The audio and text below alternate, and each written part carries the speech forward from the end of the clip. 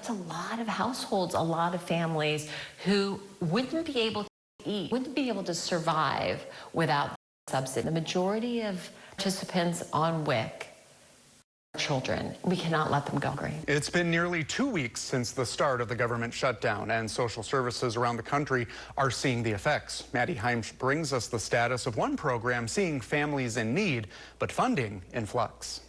The Special Supplemental Nutrition Program for Women, Infants, and Children, or WIC, provides services to nearly 60,000 families across the state.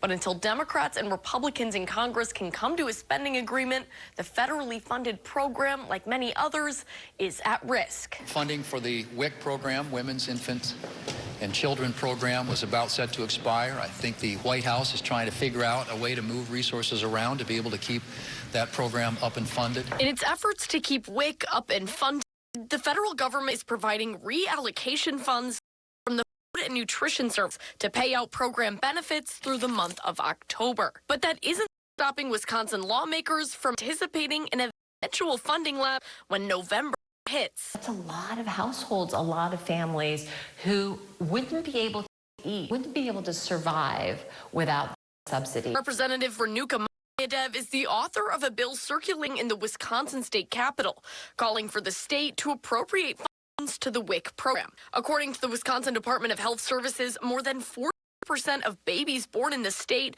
benefit in some way from the program's grocery subsidies, immunization screenings, and breastfeeding supports. If that stops coming from the federal government, I thought it's our obligation to make sure that new mothers and children, the majority of participants on WIC are children. We cannot let them go hungry. Mayadev says if the bill passes, we can use state funding to backfill the shortcoming. Families can avoid any gap in benefits, and the state can ask for federal reimbursement when the shutdown ends. The legislation is currently circulating for sponsorship. For now, all WIC benefits, appointments, and services continue to be available.